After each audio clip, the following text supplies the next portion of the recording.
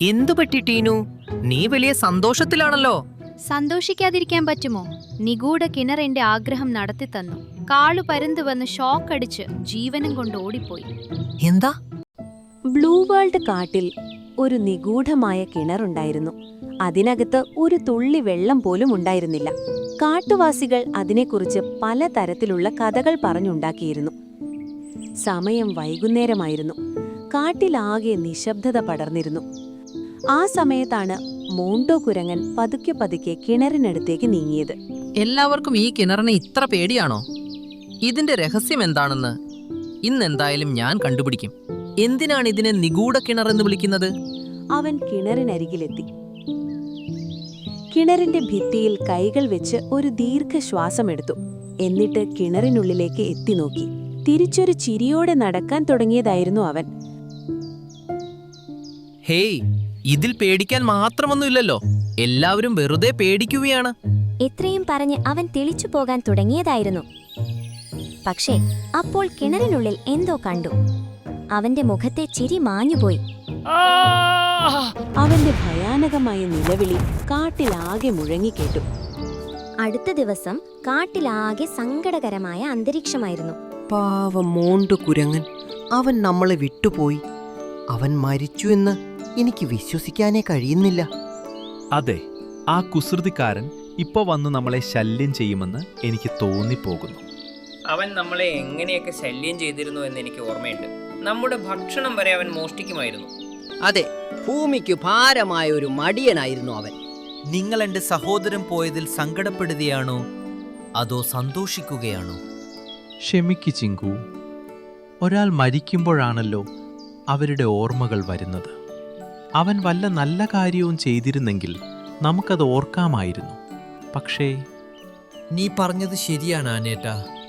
അവൻ ആർക്കും ഒരു ഗുണവും ചെയ്തിട്ടില്ല. പക്ഷേ ആ നിഗൂഢ കിണറിന്റെ രഹസ്യമറിയാൻ മാത്രം അവൻ എന്തിന്റെ കേടായിരുന്നു? ഈ രഹസ്യവും അവനോടൊപ്പം തന്നെ പോയി. അപ്പോഴാണ് മോണ്ടു കുരങ്ങൻ അവിടെ പ്രത്യക്ഷപ്പെട്ടത്. അയ്യോ മോണ്ടു, നീ തിരിച്ചു വന്നോ? നീ ജീവനോടെയുണ്ടോ? എന്റെ സഹോദരൻ ജീവനോടെയുണ്ട്. മോണ്ടു, നീ ഈ 2 ദിവസം എവിടെയായിരുന്നു എന്ന് പറയൂ. കൂട്ടുകാരെ, നമ്മൾ നിഗൂഢ കിണറെന്ന് വിളിച്ചിരുന്ന ആ കിണറിന്റെ രഹസ്യം ഞാൻ കണ്ടുപിടിച്ചു. ശരി, എന്താ നീ കണ്ടുപിടിച്ചത്? ഇന്നു മുതൽ നമ്മുടെ എല്ലാ കഷ്ടപ്പാടുകളും തീരും. അതൊരു ആഗ്രഹപൂർത്തീകരണ കിണറാണ്. ആഗ്രഹങ്ങൾ സാധിച്ചു തരുന്ന കിണറോ? അതായത് ഏതെങ്കിലും മൃഗം തനിക്കിഷ്ടപ്പെട്ട ഒരു സാധനം കറുത്ത തുണിയിൽ പൊതിഞ്ഞ് കിണറ്റിലേക്കിടുകയും ഒരു ആഗ്രഹം ചോദിക്കുകയും ചെയ്താൽ അടുത്ത 3 ദിവസത്തിനുള്ളിൽ ആ ആഗ്രഹം നടക്കും.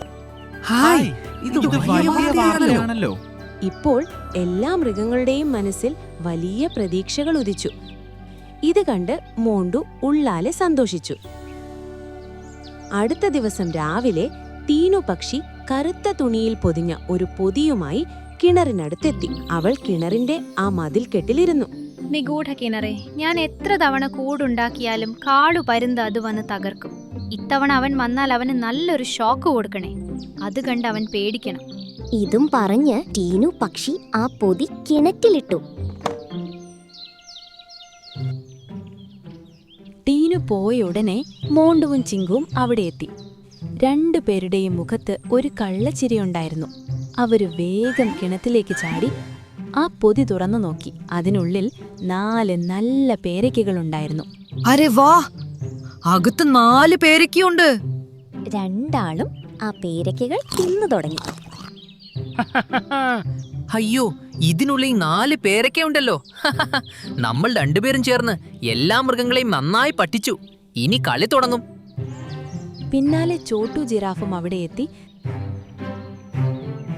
നിഗൂഢ കിണറെ, പേരിൽ ഞാൻ ജിറാഫാണെങ്കിലും എനിക്ക് ഒട്ടും ഉയരമില്ല.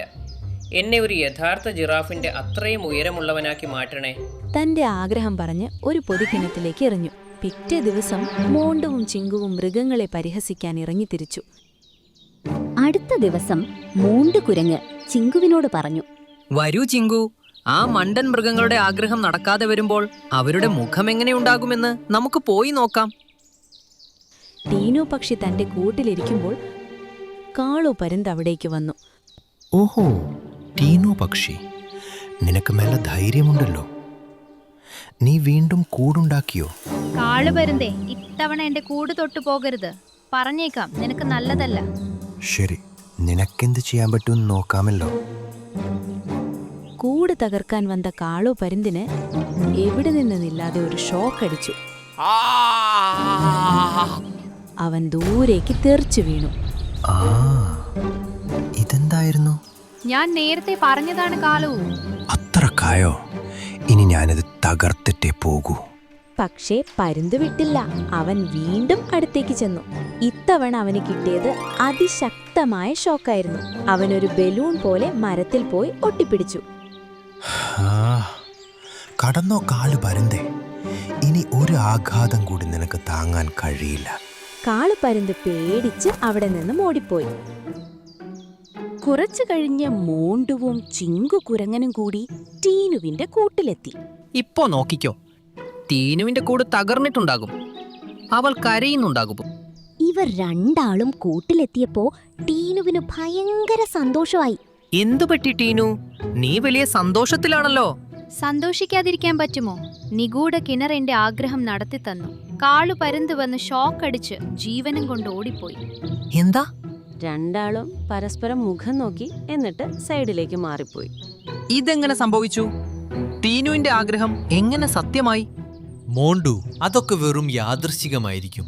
നമുക്ക് ചോട്ട് ജിറാഫിന്റെ അടുത്തേക്ക് പോകാം. മോണ്ടുവും ചിങ്കുവും അമ്പരന്ന് പോയി. അവർ ചോട്ടു ജിറാഫിനടുത്തേക്ക് ചെന്നു. നോക്കൂ, ചോട്ട് ഇപ്പോഴും ചോട്ട് തന്നെയാണ്. അവന്റെ ആഗ്രഹം നടന്നില്ല. എന്തു പറ്റി ചോട്ടു ജിറാഫേ? നീ എന്തിനാണ് ഇങ്ങനെ സങ്കടപ്പെട്ടിരിക്കുന്നത്? എന്റെ ആഗ്രഹം ഇതുവരെ നടന്നില്ല. സാരമില്ല, നിന്റെ ആഗ്രഹം നടക്കും. ഇതും പറഞ്ഞ് രണ്ടാളും മുഖം താഴ്ത്തി ചിരിക്കാൻ തുടങ്ങി. അപ്പോൾ അയ്യോ, ഇതെനിക്ക് എന്തു പറ്റുന്നു? പെട്ടെന്ന് ജിറാഫിന്റെ പൊക്കം വർദ്ധിച്ചു. അവൻ ജിറാഫിന്റെ ശരിക്കുള്ള ആകൃതിയിലായി മാറി. ഹായ്, എന്റെ ഉയരം കൂടി. ഞാൻ വലിയ ജിറാഫായി. എന്താ? ഇതെങ്ങനെ സംഭവിച്ചു? രണ്ട് കുരങ്ങന്മാരുടെയും ബോധം പോകുന്ന അവസ്ഥയായി. നോക്കൂ ചിങ്കു, ഇപ്പോഴും ഇത് നമ്മുടെ വെറും തോന്നലാണെന്ന് നിനക്ക് തോന്നുന്നുണ്ടോ? അവർ ഓടിക്കിണറിനടുത്തെത്തി. നിഗൂഢ കിണറേ, ഞങ്ങൾ എല്ലാവരെയും പറ്റിക്കാനാണ് ഇങ്ങനെ പറഞ്ഞത്. പക്ഷെ സത്യത്തിൽ എല്ലാവരുടെയും ആഗ്രഹങ്ങൾ എങ്ങനെയാണ് നടക്കുന്നത്? കാണാൻ നീ ഒരു സാധാരണ കിണർ പോലെയുണ്ടല്ലോ. എന്താ നിനക്കിത്ര അത്ഭുതം? എന്തിനാ അതിനാ? ആരാണവിടെ? മുന്നിൽ വരൂ, ഞങ്ങൾക്ക് പേടിയാകുന്നു. അപ്പോൾ കിണറ്റിൽ നിന്നും കറുത്ത പുക ഉയരുകയും ഒരു ഭൂതം പ്രത്യക്ഷപ്പെടുകയും ചെയ്തു. അയ്യോ, ഭൂതം! എന്താ നിനക്കിത്ര അത്ഭുതമോ? ഞാൻ ഈ കിണറ്റിൽ വർഷങ്ങളായി തടവിലായിരുന്നു. ആരെങ്കിലും എന്നോട് ആഗ്രഹം ചോദിച്ചാലേ എനിക്ക് പുറത്തിറങ്ങാൻ കഴിയൂ എന്നൊരു ശാപമുണ്ടായിരുന്നു. നിന്റെ കള്ളം കാരണം ഞാൻ പുറത്തിറങ്ങി. പക്ഷെ നീ മറ്റുള്ളവരെ പറ്റിക്കുന്നത് കണ്ടപ്പോൾ നിനക്കൊരു പണി തരണമെന്ന് ഞാൻ വിചാരിച്ചു. എന്റെ ഈശ്വര, ഇതുവരെ ഞങ്ങൾ മറ്റുള്ളവരെ മണ്ടന്മാരാക്കുകയായിരുന്നു. നീ ഞങ്ങളെ തന്നെ മണ്ടന്മാരാക്കിയല്ലോ. ഇനി നിങ്ങൾ രണ്ടുപേരും പോയി എല്ലാവരോടും സത്യം പറയണം. പറഞ്ഞില്ലെങ്കിൽ ഞാൻ നിങ്ങൾക്ക് ഷോക്ക് തരും. അയ്യോ വേണ്ട ജിന്നസാബേ, ഞങ്ങൾ ഇപ്പോൾ തന്നെ പോയി എല്ലാവരോടും സത്യം പറഞ്ഞോളാം.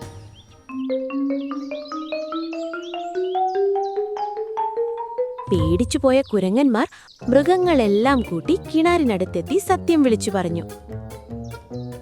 പ്രിയപ്പെട്ട മൃഗങ്ങളെ, ഞങ്ങൾ നിങ്ങളോട് പറഞ്ഞതെല്ലാം കള്ളമായിരുന്നു. നിങ്ങൾക്ക് ഇഷ്ടപ്പെട്ട സാധനങ്ങൾ കിണറ്റിലിടുമ്പോൾ അതെടുത്ത് തിന്നാൻ വേണ്ടിയാണ് ഞങ്ങൾ ഇങ്ങനെ പറഞ്ഞത്. എന്നാൽ നമ്മുടെ ആഗ്രഹങ്ങളും സഫലമായല്ലോ. ആ കാര്യത്തെ കള്ളമെന്നെങ്ങനെ പറയാൻ കഴിയും? നീ ഞങ്ങളെ പറ്റിക്കുകയാണോ? കിണറ്റിലൂടെ ഞങ്ങളുടെ ആഗ്രഹങ്ങൾ നടക്കാതിരിക്കാൻ നീ കള്ളം പറയുകയാണോ? അല്ലല്ല, ഞാൻ സത്യമാണ് പറയുന്നത്. കിണറിലെ ഭൂതമേ, വേഗം പുറത്തു വന്ന് ഇവർക്ക് സത്യം പറഞ്ഞു കൊടുക്കൂ. പക്ഷെ അവിടെ ഭൂതം അവരെ ചതിച്ചു. നിങ്ങൾ എന്താണ് ഈ പറയുന്നത്? ഞാനൊരു നിഗൂഢ കിണറാണ്. ഞാൻ എല്ലാവരുടെയും ആഗ്രഹങ്ങൾ സാധിച്ചു കൊടുക്കും. ഞാൻ എങ്ങനെയാ ജിന്നാകുന്നത്? അയ്യോ, ഇവൻ വാക്ക് മാറ്റിയല്ലോ. മോണ്ടുവിനെ മൃഗങ്ങളുടെ മുന്നിൽ കള്ളനാക്കി മാറ്റി. ഇത് കേട്ട മൃഗങ്ങൾ ദേഷ്യം കൊണ്ട് കുരങ്ങന്മാരെ ഓടിച്ചിട്ട് തല്ലി. ആ, ഞങ്ങൾ എന്തിനാ അടിക്കുന്നത്? നന്മ ചെയ്താലും ഇതാണോ അവസ്ഥ? മൃഗങ്ങളെല്ലാം അവരെ നന്നായി പെരുമാറി. എന്നിട്ട് അവിടെ നിന്ന് പോയി. അവര് പോയതും ജിന്ന് പ്രത്യക്ഷപ്പെട്ടു. കള്ളഭൂതമേ, നീ തന്നെയല്ലേ ഞങ്ങളോട് സത്യം പറയാൻ പറഞ്ഞത്? എന്നിട്ട് നീ തന്നെ കള്ളം പറയുന്നോ? ഇപ്പോൾ മനസ്സിലായോ മണ്ടനാകുന്നത് എങ്ങനെയുണ്ടാകുമെന്ന്? മറ്റുള്ളവരെ പറ്റിക്കുന്നത് നിങ്ങളുടെ ഇഷ്ടവിനോദമല്ലേ? മനസ്സിലായി, എല്ലാം മനസ്സിലായി. ഇനി ഒരിക്കലും ഞങ്ങൾ കള്ളം പറയില്ല.